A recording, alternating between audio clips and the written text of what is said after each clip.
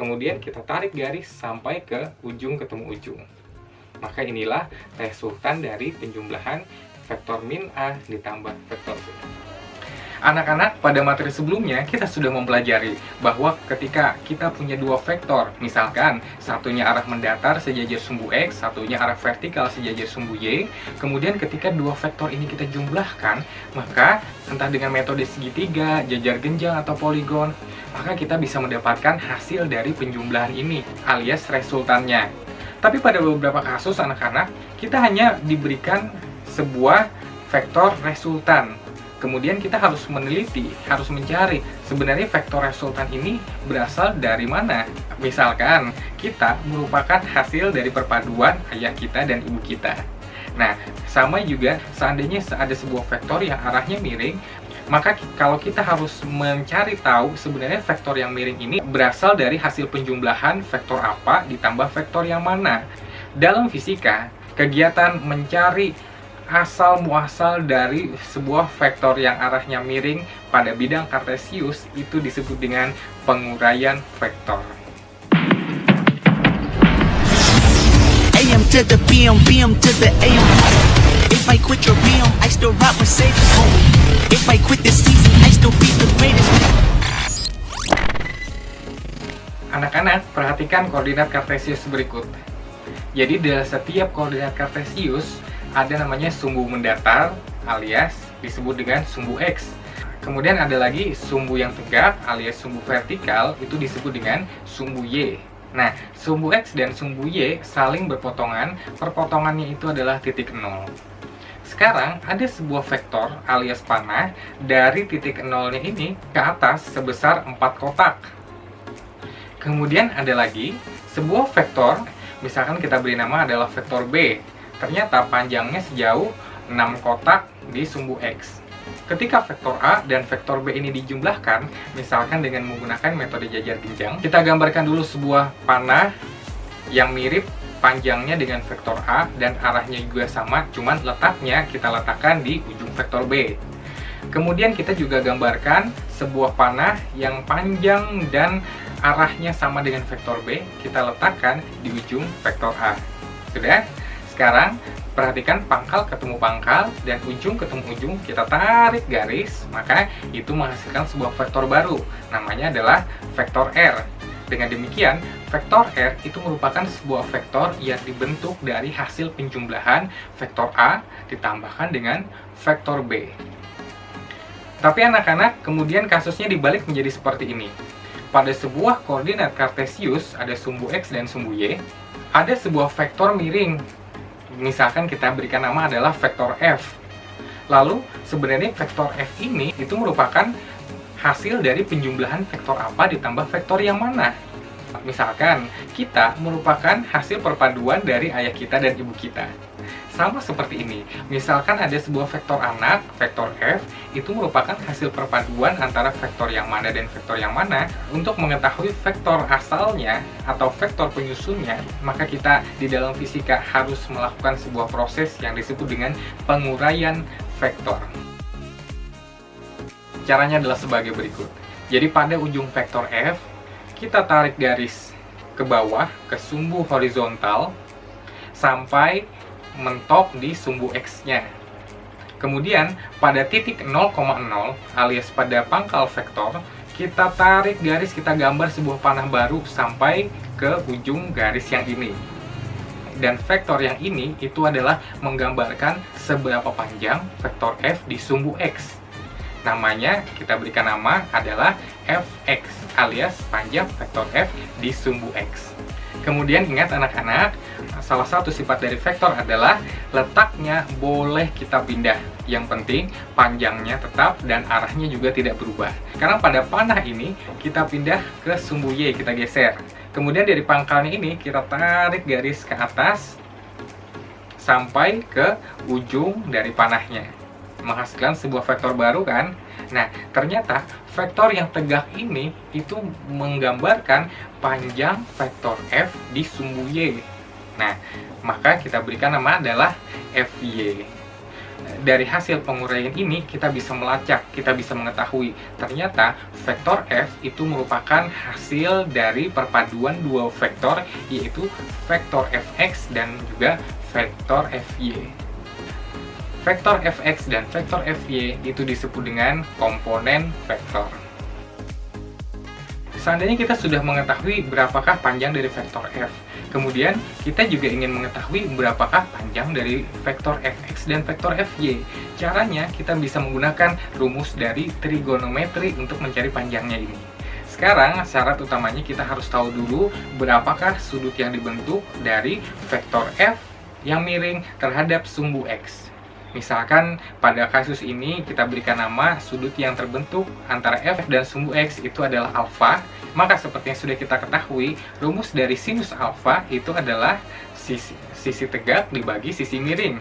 Sisi tegaknya itu adalah fy, kemudian sisi miringnya adalah f. Kalau kita tahu berapakah panjang f dan kita sudah mengetahui berapakah sinus alfanya, maka kita bisa mengetahui fy. Dengan cara kita balik saja, fy sama dengan f dikali sin alfa. Jadi untuk mengetahui panjang dari sisi tegak, rumusnya selalu sama, yaitu panjang dari sisi miring dikalikan dengan sinus alfa.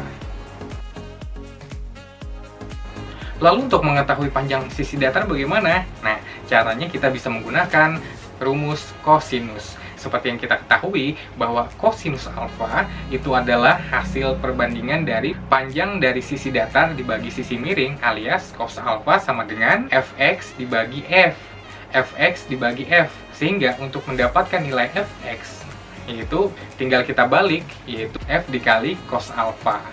Jadi ingat anak-anak, untuk mencari panjang dari sisi datar itu adalah panjang sisi miring dikalikan dengan sudut yang dibentuknya.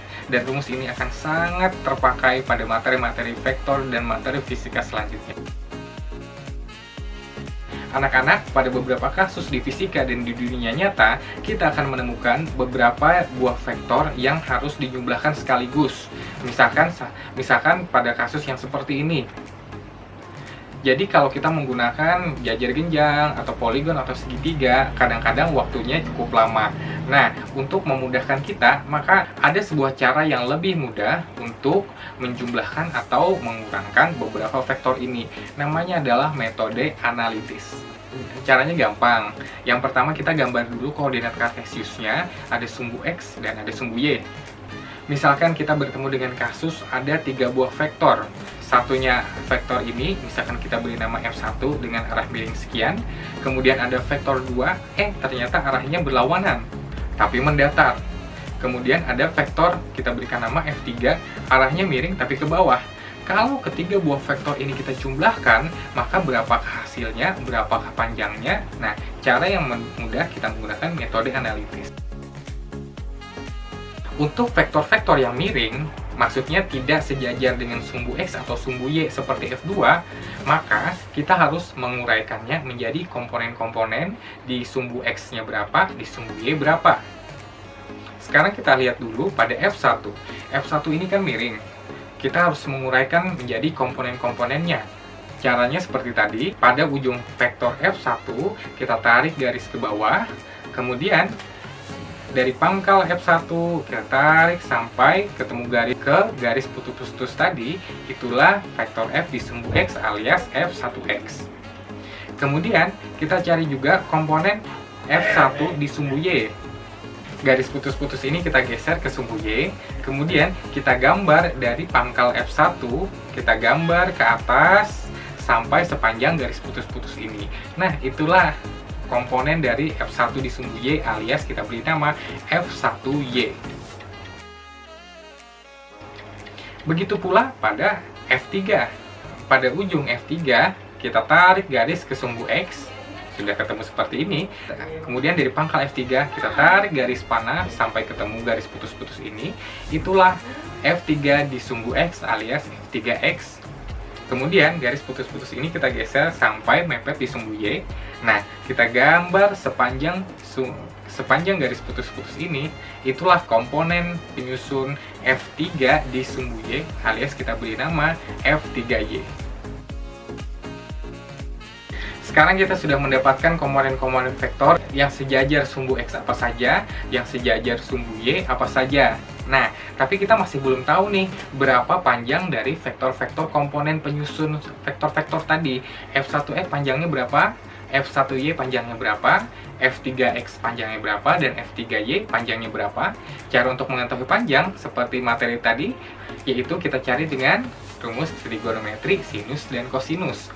Untuk mencari sisi tegak, maka Fy sama dengan F sin alfa. Untuk mencari sisi datar, itu sama dengan F dikali cos alfa.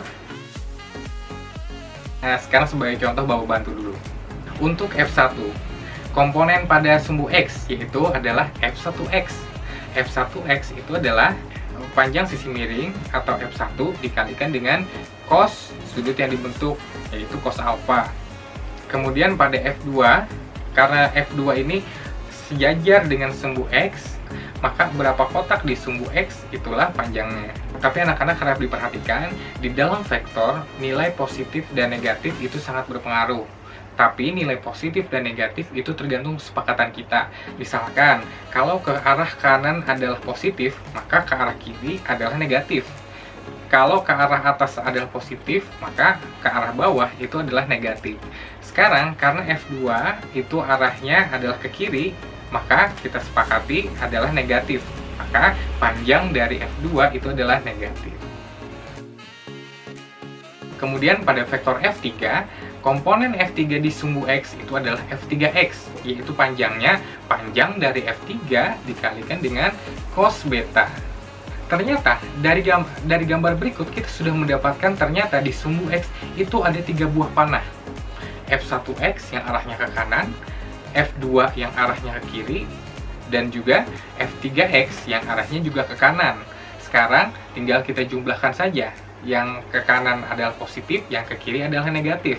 Maka total resultan di sumbu X itu adalah F1X dikurang F2, baru kita tambahkan dengan F3X. Sekarang mari kita perhatikan di sumbu Y ya. Di sumbu Y kita perhatikan mulai dari F1 dulu. F1 di sumbu Y itu adalah F1Y. Sedangkan panjang dari F1Y itu adalah F1 dikali sin alfa. Lalu kita perhatikan F2. F2 apakah ada komponen di sumbu Y? Ternyata tidak ada. Karena F2 itu sejajar dengan sumbu X, maka dia tidak punya komponen sumbu Y alias 0. Sedangkan pada F3 ternyata ada, yaitu F3Y. F3Y itu adalah, untuk mencarinya, tinggal kita cari panjang dari F3 dikalikan dengan sin beta. Jadi sekarang kita lihat di sumbu Y ternyata ada 2 buah panah. Satunya ke atas yaitu F1Y dan satunya lagi ke bawah yaitu F3Y. Sekarang kita jumlahkan saja. Kalau ke atas positif maka ke bawah negatif. Maka total atau panjang resultan di sumbu Y itu adalah F1Y dikurang F3Y. Dari hasil penjumlahan komponen vektor di sumbu X, kita mendapatkan, misalkan kita kasih nama vektor Rx. Kemudian dari hasil penjumlahan seluruh panah di sumbu Y, kita mendapatkan hasilnya, resultannya, misalkan kita beri nama adalah Ry. Maka Rx dan Ry itu adalah resultan untuk sumbu X dan resultan di sumbu Y. Lalu kalau dari ketiga vektor ini, satunya miring, satunya ke belakang secara mendatar, satunya miring ke bawah. Kalau ketiga panah ini menarik secara bersamaan, maka kemanakah hasilnya? Kemanakah akhirnya sebuah benda tersebut bergerak? Maka ya tadi kita mendapatkan resultannya. Resultannya itu adalah Rx dan Ry. Kemudian panjangnya berapa? Besarnya berapa? Tinggal kita masukkan. R itu adalah akar dari Rx kuadrat ditambah dengan Ry kuadrat. Nanti kalau ada angkanya, langsung masukkan aja angkanya ke rumus yang ini. Sedangkan untuk mencari arah dari resultan R ini, kita bisa menggunakan persamaan, misalkan sudut theta alias sudut yang dibentuk oleh resultannya, hasil dari penjumlahan vektor tadi ya, terhadap sumbu X, itu misalkan kita berikan nama theta, maka thetanya itu sama dengan tangen pangkat min 1 dikali Ry per Rx. Itulah arah dari resultannya. Simple kan? Agar lebih mudah, perhatikan contoh berikut. 3 buah vektor, kita berikan nama vektor A, B, dan C. Itu masing-masing panjangnya adalah vektor A 5 Newton, vektor B 10 Newton, dan vektor C 10 Newton. Sekarang, dari ketiga vektor ini, mereka sama-sama menarik, tapi arahnya berbeda. Akhirnya, tarikan itu yang menang ke arah mana, alias berapakah resultannya, panjangnya, dan arahnya. Maka kita bisa kerjakan sebagai berikut. Kita gambarkan dulu ke seluruh vektornya dalam koordinat kartesius, vektor A, vektor B, vektor C pada seperti gambar berikut. Kemudian kita gambar komponen vektornya. Vektor A di sumbu X alias AX sepanjang apa? Vektor B di sumbu X alias BX itu sepanjang apa?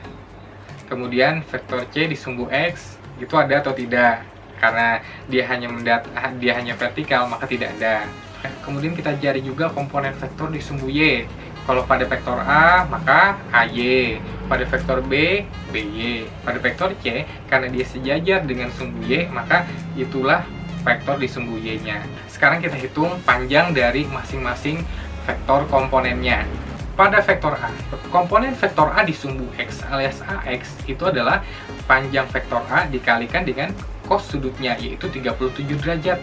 Karena vektor A panjangnya adalah 5, dari cos 37 derajat adalah 0,8, maka AX sama dengan 5 dikali 0,8 sama dengan 4. Kemudian pada vektor B, karena dia arahnya berlawanan ke arah kiri, maka seperti tadi sudah kita sepakati, kalau ke kanan arahnya positif, ke kiri pasti arahnya negatif. Maka pada BX kita berikan tanda minus, itu BX sama dengan minus dari panjang B dikali cos 53. Karena panjang vektor B adalah 10, kemudian cos 53 hasilnya adalah 0,6, maka BX itu panjangnya adalah min 6. Kemudian vektor C, karena vektor C tidak miring tapi dia hanya mengarah ke bawah di sumbu Y, maka dia tidak punya komponen vektor di sumbu X, alias komponen CX-nya itu sama dengan 0. Maka dari sumbu X kita hanya memiliki 2 panah, yaitu AX dan BX. Sehingga resultan di sumbu X-nya adalah AX ditambahkan dengan BX. AX-nya tadi adalah 4, BX-nya adalah min 6. Ibaratnya seperti tarik tambang. Satunya menarik ke kanan dengan kekuatan 4, satunya menarik ke kiri dengan kekuatan 6. Kira-kira siapa yang menang? Pasti yang ke kiri, karena lebih besar. Kemudian kalaupun bergerak ke kiri, maka sebesar berapa? Ya kita kurangkan saja. 4 minus 6 itu sama dengan hasilnya minus 2. Maka panjang resultan di sumbu X itu adalah minus 2. Sekarang kita perhatikan lagi di sumbu Y. Pada vektor A, komponen vektor A di sumbu Y alias AY itu sama dengan panjang A dikalikan dengan sin 37 derajat. Panjang dari vektor A sama dengan 5, sin 37 derajat adalah 0,6, maka hasil dari AX itu sama dengan 5 dikali 0,6, hasilnya adalah 3. Kemudian kita perhatikan lagi panjang vektor BY. Karena vektor BY itu merupakan hasil dari B dikali sin 53 derajat. Karena panjang vektor B adalah 10, sin 53 derajat hasilnya adalah 0,8, maka panjang B sama dengan 4. Kemudian pada vektor C, karena vektor C hanya satu, yaitu sejajar alias mepet di sumbu Y, maka itulah komponennya di sumbu Y. Jadi kalau kita lihat di koordinat kartesius ini, ada 3 panah di sumbu Y, 2 ke atas, 1 ke bawah. Ibaratnya kalau tarik tambang, ada 2 orang yang menarik ke atas, ada 1 orang yang menarik ke bawah. Kira-kira siapa yang menang? Kita lihat dulu. Resultan dari vektor C itu adalah AY ditambah BY ditambah C. Karena vektor AY adalah 3, arahnya ke atas, kemudian ditambah lagi vektor BY arahnya 8, arahnya juga ke atas, 11. Kemudian ditarik oleh vektor C yang arahnya ke bawah sebesar 13. Kira-kira siapa yang menang? Yang ke bawah, karena vektornya lebih besar. Menangnya sebesar berapa? 11 dikurang 13, yaitu min 2. Maka resultan di sumbu Y alias RY itu adalah min 2. Jadi total resultannya secara keseluruhan itu adalah R, yaitu R merupakan akar dari Rx kuadrat ditambah dengan RY kuadrat. Pada kasus ini, Rx-nya adalah 2, kita kuadratkan, kemudian RY-nya juga Minus 2 kita kuadratkan, maka hasilnya adalah akar dari 4 ditambah 4 alias akar 8. Itu sama dengan 2 akar 2. Atau kalau kita bisa cari sampai dengan kalkulator, maka kita bisa mendapatkan angka 2,82. Kalau satuannya Newton, maka hasilnya 2,82 Newton. Sedangkan arah resultan vektornya kita bisa hitung. Theta itu sama dengan tangan pangkat min 1 dari RY per RX. Tinggal kita masukkan saja, tetanya sama dengan tangan pangkat min 1, RY-nya panjang resultan di sumbu Y tadi min 2, kemudian RX panjang resultan di sumbu X juga min 2, maka menghasilkan min 2 per min 2 adalah 1.